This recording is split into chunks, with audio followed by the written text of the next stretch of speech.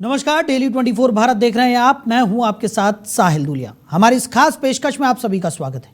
तो ऑस्कर जीतने वाले म्यूजिक कंपोजर AR रहमान का इंदिरा गांधी इंडोर स्टेडियम में लाइव कॉन्सर्ट होना है।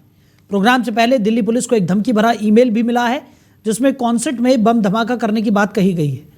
इस कॉन्सर्ट में हजारों की संख्या में AR रहमान के फैंस और VIP आने वाले हैं, लेकिन धमकी भरे ईमेल ने दिल्ली पुलिस और सुरक्षा एजेंसियों की नींद उड़ाकर रख दी है।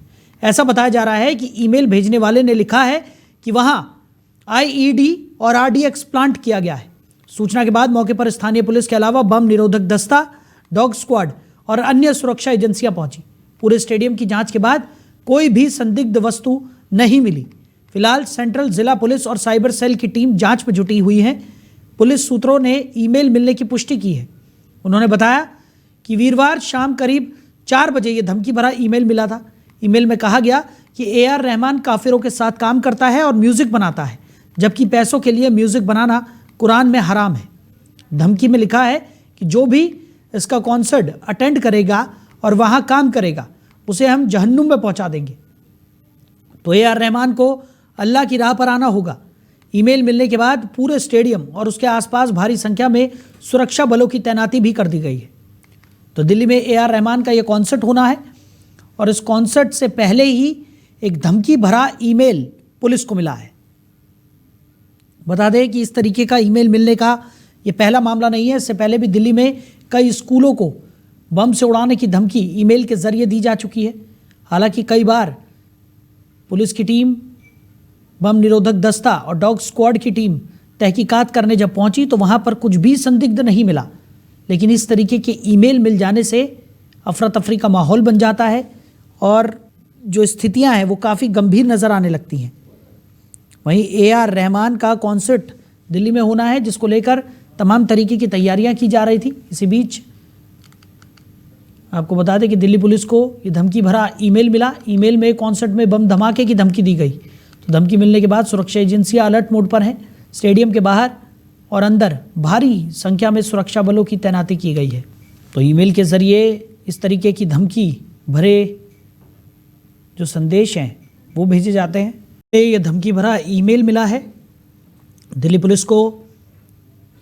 इस कॉन्सर्ट से पहले ये ईमेल भेजा गया और कॉन्सर्ट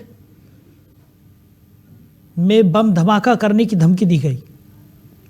हालांकि जब स्टेडियम की तलाशी ली गई, पुलिस, बम स्क्वाड और डॉग स्क्वाड की टीम जब वहाँ पर पहुँची तो वहाँ पर कुछ भी संदिग्ध नहीं मिला, लेकिन काफ़ी ज़्यादा अफरा तफरी का माहौल यहाँ पर बन गया था।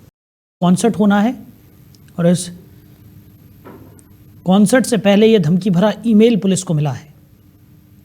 हालांकि कोई भी संदिग्ध वस्तु स्टेडियम में नहीं मिली है, लेकिन उसके बावजूद जांच एजेंसियां पूरी तरह से अलर्ट मोड पर हैं। स्टेडियम के अंदर और बाहर सुरक्षा के कड़े इंतजाम कर दिए गए हैं। प्रशासन पूरी तरह से मुस्तैद नज़र आ रहा है।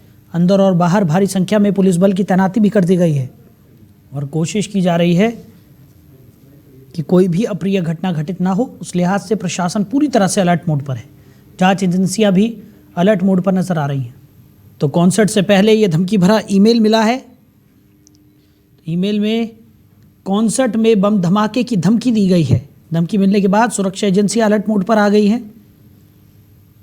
स्टेडियम के बाहर भारी संख्या में सुरक्षा बलों की तैनाती भी कर दी गई है। तो AR रहमान का ये कॉन्सर्ट दिल्ली में होना है, जिसको लेकर तमाम तैयारियां की जा रही थी। उसी बीच दिल्ली पुलिस को ये धमकी भरा ईमेल मिला और इस ईमेल मिलने के बाद स्टेडियम में तहकीकात की गई। डॉग स्क्वाड की टीम, बम निरोधक दस्ता और दिल्ली पुलिस स्टेडियम पहुंची, जहां उन्होंने स्टेडियम में छानबीन की तो कुछ भी संदिग्ध निकलकर सामने नहीं आया। पर इस ईमेल के बाद से तमाम सुरक्षा एजेंसियां अलर्ट मोड पर आ गई हैं और स्टेडियम के अंदर और बाहर सुरक्षा के कड़े इंतजाम किए गए हैं। भारी संख्या में सुरक्षा बलों की तैनाती भी कर दी गई है। और आपको बता दें कि इसी खबर पर ज़्यादा चर्चा के लिए वेद भूषण जी, पूर्व ACP हैं दिल्ली पुलिस के, वो हमारे साथ जुड़ गए हैं। वेद भूषण जी, बहुत स्वागत है आपका। जी नमस्कार। वेद भूषण जी, AR रहमान का कॉन्सर्ट दिल्ली में होना था, लेकिन उससे पहले दिल्ली पुलिस को यह धमकी भरा ईमेल मिला है और इस ईमेल में साफ तौर पर स्टेडियम को बम से उड़ाने की धमकी दी गई है। ये पहला मामला नहीं है, इससे पहले भी हमने देखा है कि कई बार इस तरीके के धमकी भरे ईमेल जो है वो पुलिस प्रशासन को मिलते रहे हैं। कई बार स्कूलों को बम से उड़ाने की धमकी दी जाती है, कई बार कोई ऐसी जगह पर बम लगाने की धमकी दी जाती है जहां पर बहुत ज़्यादा क्राउडेड वो प्लेस होती है और काफ़ी अफरा तफरी का माहौल यहाँ पर बन जाता है। हालांकि अभी तक कुछ भी ऐसा संदिग्ध न स्टेडियम में मिला है न स्टेडियम के आसपास के एरिया में मिला है। कैसे देख रहे हैं आप इस पूरे घटनाक्रम को? देखिए, पुलिस को एक ये चैलेंज के रूप में ही एक्सेप्ट करना पड़ता है, क्योंकि जिस तरह से हालात हिंदुस्तान के अंदर, पड़ोसी राज्य बांग्लादेश के अंदर बने हुए, पाकिस्तान में बने हुए, श्रीलंका और दूसरे तमाम जगहों पर बने हुए हैं, उस तरह से क्योंकि ए.आर. रहमान एक देशभक्त आदमी है, उनके बारे में माना जाता है कि वो देश से जुड़े हुए हैं, भारत की मिट्टी से, भारत के तिरंगे से जुड़े हुए जितने भी उनके गाने हैं उसमें देशभक्ति का पुट है। तो बहुत सारा मुस्लिम वर्ग एक ऐसा है जो उनसे परहेज रखता है, वो हिंदू माता की, हिंदुस्तान की जय क्यों बोलते हैं, तो उनको कुछ परेशानी है।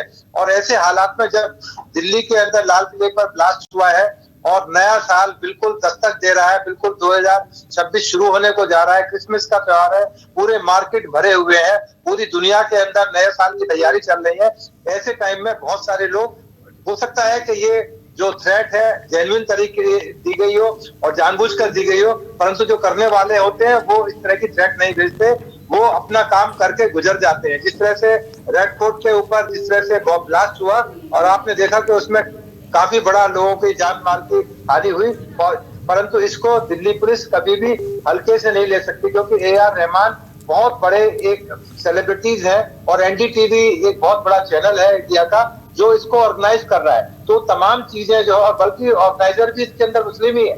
तो ऐसे हालात के अंदर ये एक बहुत बड़ा चैलेंज है दिल्ली पुलिस के लिए कि जो वहां पर गेस्ट आए, क्योंकि इसमें आम आदमी नहीं आएगा।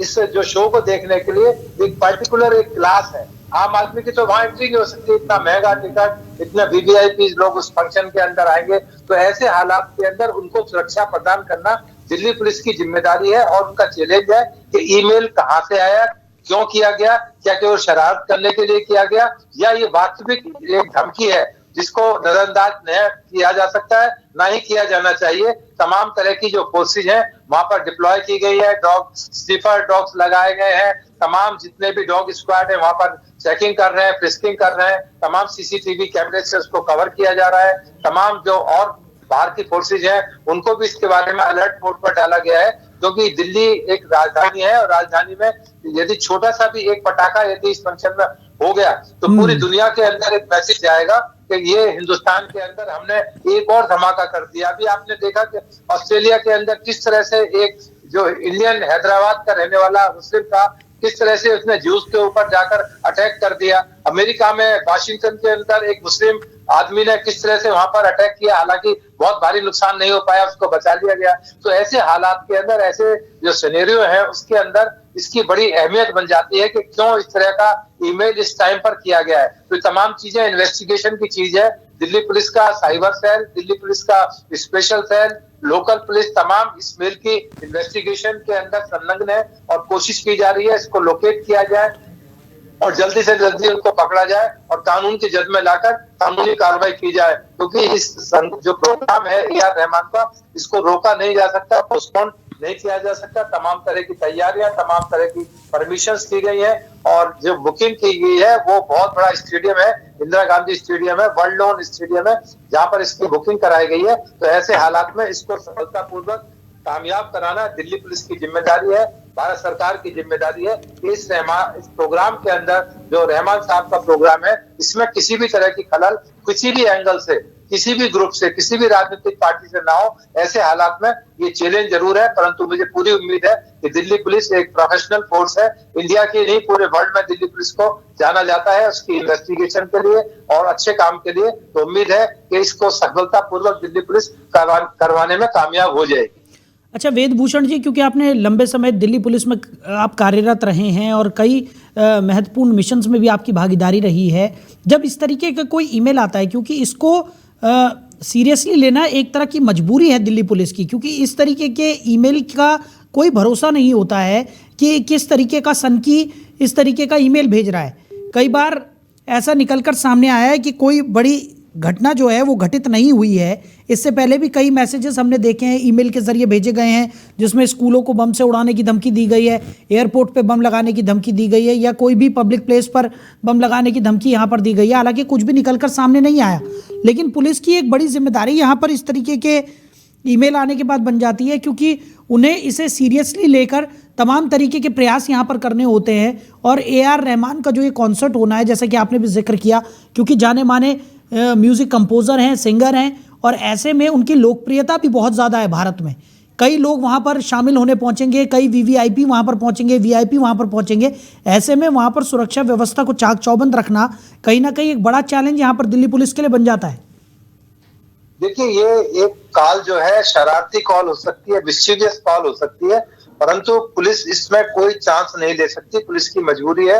यदि इस प्रोग्राम के अंदर हल्का सा भी पटाखा या ब्लास्ट हो गया तो अपने आप में एक बहुत बड़ी न्यूज, इंटरनेशनल न्यूज कह सकते हैं, बन सकती है, और उसमें जान माल की भी हानि हो सकती है। तो इस ऐसे हालात के अंदर जब चारों तरफ से आप देखें बांग्लादेश में किस तरह से वहां हंगामा हो रहा है, हिंदुओं को मारा जा रहा है, तमाम दूसरी जगहों पर इस तरह के हालात बन चुके हैं, वार का माहौल है, उधर रशिया और यूक्रेन में वार चल रही है, उधर इजराइल और गाजा को लेकर वहां बात चल रही है। ऐसे हालात के अंदर इस तरह की थ्रेट को नजरअंदाज नहीं किया जा सकता। इसलिए तमाम तरह की इन्वेस्टिगेशन इस मामले के अंदर की जाएंगी और उम्मीद है जल्दी ही इसके रिजल्ट निकलेंगे और ये सक्सेसफुल प्रोग्राम दिल्ली पुलिस जरूर कराएगी, ऐसा मेरा पूरा विश्वास है। बिल्कुल। और वेदभूषण जी, क्योंकि आपको दिल्ली पुलिस की कार्यप्रणाली के बारे में भी बहुत अच्छे से पता है, जब इस तरीके की कोई थ्रेटन यहाँ पर दिया जाता है तो क्या लगता है किस तरीके के कदम यहाँ पर दिल्ली पुलिस की तरफ से उठाए जाते हैं? क्या वो प्रोसीडिंग होती है जो दिल्ली पुलिस करती हुई नजर आती है जब इस तरीके का कोई धमकी भरा मेल यहाँ पर आ जाता है? देखिए, एक तो फिजिकल चेकिंग सबसे ज्यादा जरूरी होती है। उसमें जो भी गेस्ट आ रहे हैं, चाहे वो उनके इंस्ट्रूमेंट्स को लेकर आए म्यूजिशियन, उन तमाम की बारीकी से जांच करना, और जितने भी जो इनवाइटेड लोग हैं उनको बिना तकलीफ करे हुए उनको प्रॉपर एक आनंद का माहौल है, एक आनंद के लिए लोग इकट्ठे हो रहे हैं, ना कि अपने आप को परेशानी में डालने के लिए। तो इसलिए कम से कम पुलिस उनको परेशान ना हो, ऐसी उनको मैसेज ना जाए और पुलिस का काम भी हो जाए। तो इसलिए चेकिंग कराना, DFMT है, डोर फ्रेम मेटल डिटेक्टर है, उनके अंदर से पास कराना। बल्कि आजकल तो आपने देखा होगा एयरपोर्ट पर बड़ी मशीन आ गई है जो केवल आदमी को अंदर से पास कर देती, चाहे हाथ भी नहीं लगाना पड़ता। तो ये तमाम इस तरह के इंतजाम है। आर्टिफिशियल इंटेलिजेंस का टाइम है, ड्रोन कैमरे से चेकिंग की जा सकती है आसपास के एरिया में, कोई इस तरह की चीजें, कोई ऐसी अप्रिय घटना ना हो पाए, इसके लिए तमाम जो प्रिकॉशंस है वो लिए जा रहे हैं। और गेट पर भी जिस तरह से चेकिंग है, जो अंदर जाने वाले जो आदमी है उनको प्रॉपर तरह से किया जाए। पुलिस को ज्यादा तादाद में महिलाएं आ रही हैं, महिलाओं के लिए महिला पुलिस की तरफ से चेकिंग और इंस्पेक्शन किया जाए। जब प्रोग्राम चल रहा हो उस टाइम तमाम एंट्रीज बंद कर दी जाए। बहुत सारे इस तरह की गाइडलाइंस, SOPs बनी हुई है कि इस तरह के जब बड़े फंक्शंस होते हैं तो स्टैंडिंग ऑपरेटिंग प्रोसीजर्स पुलिस के पहले से ही बने हुए हैं कि इस तरह की जहाँ लार्ज गैदरिंग होती है, क्योंकि इंडोर प्रोग्राम है तो इसमें इंडोर के अंदर जो प्रायोरिटीज है वो डिफरेंट होती है, ओपन एरियाज के अंदर डिफरेंट होती है। तो इस तमाम चीजों को लेकर इन्वेस्टिगेशन भी की जा रही है और साथ साथ तमाम सक्सेसफुल प्रोग्राम कराने के लिए तमाम पुलिस इंतजाम कर रही है। ठीक है भूषण साहब, हम इस चर्चा को जारी रखेंगे। हमारे साथ साइबर एक्सपर्ट मोहित बजाज जी भी जुड़ गए। मोहित जी, बहुत स्वागत है आपका। मोहित जी, बहुत धन्यवाद। हमारे साथ वेदभूषण जी भी लगातार बने हुए हैं, पूर्व ACP रह चुके हैं दिल्ली पुलिस में। उन्होंने एक कार्य प्रणाली को यहाँ पर समझाया कि किस तरीके के कदम उठाए जाते हैं जब इस तरीके का कोई थ्रेटन मेल यहाँ पर पुलिस को मिलता है। लेकिन सवाल यहाँ पर यह बना हुआ है कि एक नया तरीका यहाँ पर इन आतंकियों ने, या फिर कहा जा सकता है कि माहौल बिगाड़ने वालों ने यहाँ पर अपना लिया है। इस तरीके के मेल भेज दिए जाते हैं, उसके बाद अफरा तफरी का माहौल बन जाता है, पुलिस को तमाम तरीके के एहतियातन कदम यहाँ पर उठाने पड़ते हैं। और हम लगातार देख रहे हैं कि इस तरीके के मेल जो है वो लगातार अलग अलग जगहों से पुलिस को मिल रहे हैं, और उसके बाद की जो स्थितियाँ है वो तो हम सबके सामने ही है। क्या कहेंगे सर? देखिए, सर्वप्रथम दिल्ली में जो ये इंदिरा गांधी इंडोर स्टेडियम में जो AR रहमान साहब का कार्यक्रम होने वाला था, जो राष्ट्रीय पदक भी जीत चुके हैं, और इस ईमेल मिलने के बाद नो डाउट वहां की दिल्ली पुलिस से लेके ये देश के अब सब मीडिया से लेके एक व्यक्ति विशेष की नजर अब है, क्योंकि दिल्ली में अभी रिसेंट में भी एक बॉम्ब ब्लास्ट का कांड हो गया जिसने पूरे देश को हिला दिया था। देखिए, इस मामले में अगर बात करें तो आजकल इस तरीके के ईमेल, जिसमें तकरीबन 80 to 90% ईमेल जो है वो स्पूफ मेल या यूं कहें कि एक फर्जी मेल आ जाते हैं, उनसे कहीं ना कहीं एक थ्रेट तो पहुंच जाता है। और आजकल ये चाहे फेक न्यूज हो, चाहे थ्रेटनिंग ईमेल हो, फिर चाहे अन्य माध्यम हो, इनसे कहीं ना कहीं किसी बड़े जो तरीके के इवेंट्स हैं उनको कहीं ना कहीं डिस्ट्रॉय करने की ये साजिश भी होती है। जी। फिलहाल ये तो इसका एक पार्ट रहा, क्योंकि मैं खुद एक एडवोकेट हूँ और साइबर एक्सपर्ट भी हूँ, टेक्निकल व्यक्ति हूँ। तो इसमें जो समस्या आती है, कोई भी पुलिस हो या कोई भी अथॉरिटी हो, उनको समस्या ये आती है कि जो ईमेल आया है वो किसी ना किसी थर्ड पार्टी सॉफ्टवेयर के माध्यम से आया। सॉफ्टवेयर का मतलब है जैसे आइदर जीमेल, याहू या अन्य किसी मान लीजिए किसी सर्वर के माध्यम से और किसी डोमेन होस्टिंग के माध्यम से किसी पर्टिकुलर डोमेन से वो ईमेल प्राप्त होकर आ गया। तो उसको ट्रैक करना कहीं ना कहीं जो पुलिस विभाग है उसके लिए वो स्टार्टिंग फेज में बड़ा चैलेंजिंग हो जाता है, क्योंकि इमीडिएट कोई ऐसा मॉडल नहीं बना हुआ जो तुरंत वो आईपी को या तुरंत उस ईमेल से संबंधित डेटा को रिट्रीव करके पुलिस को दे दे और उस आईएसपी के माध्यम से हम लोकेशन तक पहुंच सकें कि आखिरकार ये मेल भेजा तो भेजा किसने। तो उसकी ऑथेंटिसिटी को प्रूव करने के लिए हमारे पास अभी ऐसी कोई बड़ी विधि अवेलेबल नहीं है जो तुरंत मिनट्स में और सेकंड्स में इस चीज को पता कर ले। ये एक सबसे बड़ा चैलेंज है। फिलहाल ऐसे अगर मैं बात करूं तो मैं खुद एक अधिवक्ता भी हूं। ऐसे चाहे बड़े कॉन्सर्ट हो, फिर चाहे आप बॉम्बे हाई कोर्ट की बात करें, चाहे अन्य हाई कोर्ट्स की बात करें, निरंतर आप देखें तो अभी रिसेंट में जयपुर में भी, राजस्थान में और मध्य प्रदेश में भी कई हाई कोर्ट्स को इस तरीके के धमकी भरा ईमेल आता रहता है। और अगर मैं बात करें तो मुल्ता इलाहाबाद हाई कोर्ट में भी इस प्रकार का ईमेल भरा मैसेज और ईमेल आते रहते हैं, बॉम्ब से उड़ाने की धमकी आती रहती हैं। तो कहीं ना कहीं जो हमारे स्टेट के बार काउंसिल्स हैं, अब उनमें भी ऐसे लोगों को आना चाहिए, ऐसे अधिवक्ताओं को जो तकनीकी रूप से भी सशक्त हों और तकनीकी रूप से उस समस्या को समझ सके, जिससे कि आम जनमानस भी सुरक्षित हो, ऐसे बड़े इवेंट्स भी सुरक्षित हो और खासकर जो हमारे न्याय का मंदिर, हमारे न्यायपालिकाएं हैं, हमारे जो कोर्ट्स हैं, वो भी अब सुरक्षित रह पाए। तो अब उनकी भी सुरक्षा बढ़ाने के लिए जो तकनीकी रूप से सशक्त हो, उनको आने की अति आवश्यकता है। और इस समय मैं भी क्योंकि कोर्ट प्रांगण में हूँ, इस समय रायबरेली जनपद में मैं हूँ जो उत्तर प्रदेश का है, यहाँ पर भी उत्तर प्रदेश में भी कई इस प्रकार की हाई कोर्ट्स को ईमेल भरा, धमकी भरा ईमेल आता रहता है। तो मान लीजिए अगर हमारा स्टेट बार काउंसिल उस प्रकार से सशक्त हो जो इमीडिएट बेसिस पे अधिवक्ताओं को उनकी जान को बचा पाए। आपको पता होगा कि इलाहाबाद में भी पहले एक बॉम्ब ब्लास्ट हाई कोर्ट में हो चुका है। इसी प्रकार से कई देश में कई कोनों में बॉम्ब ब्लास्ट हो चुके हैं और इन बॉम्ब ब्लास्ट से सिर्फ और सिर्फ मानवता शर्मसार नहीं होती, लेकिन कहीं ना कहीं जो भारत की जो सुरक्षा है, आंतरिक सुरक्षा पर भी निश्चित सवाल खड़े हो जाते हैं। और अगर ए.आर. रहमान साहब की इस बात को करें तो ये क्योंकि राष्ट्रीय राजधानी की बात है, दिल्ली की बहुत सेंसिटिव मैटर है, हम भी जहां पर दिल्ली पुलिस की और जहां पर मदद की जरूरत पड़ेगी हम भी निरंतर खड़े रहेंगे। ठीक है, वेद भूषण जी लगातार हमारे साथ बने हुए हैं। भूषण साहब, एक बड़ा सवाल यहाँ पर कि जिस तरीके की स्थिति इस वक्त बन गई है दिल्ली एनसीआर में, इससे पहले भी हमने देखा है कि जैसे कि मोहित बजाज जी हमारे साथ जुड़े हुए थे, उनका भी यही कहना है कि ये पहला मर्तबा नहीं है कि इस तरीके का कोई थ्रेड मेल मिला हो। इससे पहले भी हमने देखा है कि कई जगहों पर इस तरीके के मेल मिले हैं और काफ़ी ज़्यादा स्थितियाँ गंभीर हो जाती हैं। आपको क्या लगता है कि इस तरीके के कदम यहाँ पर उठाने चाहिए ताकि इस तरीके की अफवाहों पर रोक लग सके और इस तरीके के ये जो मेल का नया सिस्टम यहाँ पर आतंकियों ने निकाल दिया है, इस पर रोक लगे?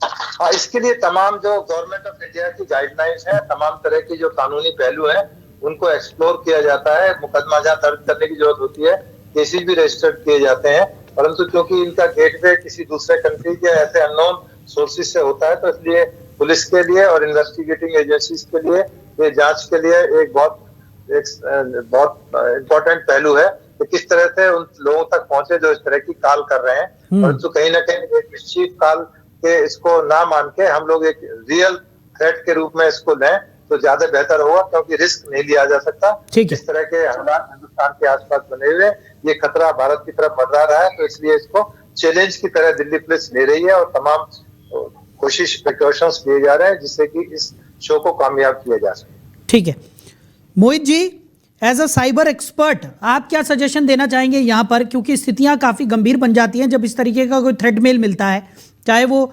एयरपोर्ट्स को लेकर हो, चाहे वो स्कूलों को लेकर हो, या जिस तरीके से अभी ये कॉन्सर्ट को लेकर ये मेल आया है, इसके बाद तमाम व्यापक कदम तो यहाँ पर प्रशासन की तरफ से उठाए गए हैं, पर कहीं ना कहीं जो स्थितियां हैं वो काफ़ी ज़्यादा अफरा तफरी की स्थितियां यहाँ पर देखने को मिलती है जब इस तरीके का कोई मेल आता है। और अभी तक इस तरीके के मेल्स कहाँ से आ रहे हैं, कितनी सत्यता है, नहीं है, इस तरीके का कोई सॉफ्टवेयर भी यहाँ पर इजाद नहीं हुआ है जिससे कि ये पता लगाया जा सके कि कौन सा मेल सच है और कौन सा सिर्फ और सिर्फ बरगलाने के उद्देश्य से यहाँ पर भेजा गया है। देखिए, निश्चित इस प्रकार का कोई मिडवे सॉल्यूशन बनाने की अति आवश्यकता है।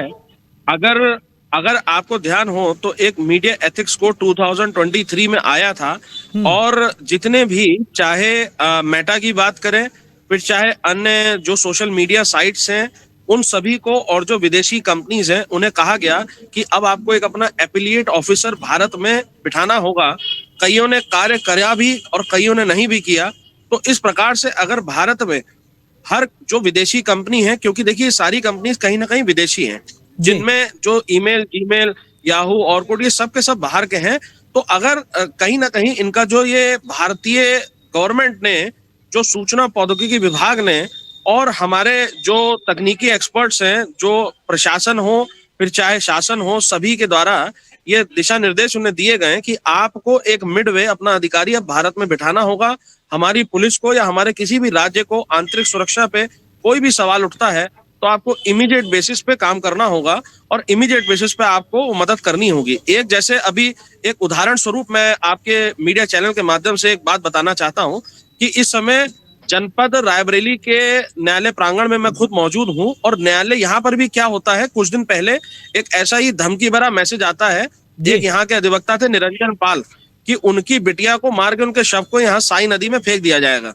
तो उस मामले में भी तुरंत मेटा को तुरंत चीजें करके वहां से इमीडिएट आईपी एड्रेस ट्रैक करके उसके बाद आईएसपी यानी इंटरनेट सर्विस प्रोवाइडर के जो प्रोटोकॉल्स थे और इंटरनेट सर्विस प्रोवाइडर तक हम लोग पहुंचे और यकीन करिए कि शाम की ये सूचना मिली थी हमें और रात तक इस बिटिया को खोजकर उसके घर तक पहुंचा दिया गया। इसी प्रकार से अगर मिडवे, जैसे अब मेटा बहुत फास्ट हो चुका है, ऐसे ही माइक्रोसॉफ्ट से लेके अन्य जो कंपनीज हैं, अगर वो भी ऐसी मदद कर दे और फेसबुक के यूआरएल से पुलिस को तुरंत इमीडिएट बेसिस पे वो 15 दिनों में, जैसे गूगल एनालिटिक्स कोड के लिए कई बार 15 दिन से लेकर 30 दिन तक रिप्लाई मिलने में दिक्कत आती है, तो जो साइबर सेल है वो बड़ा सशक्त हो जाएगा।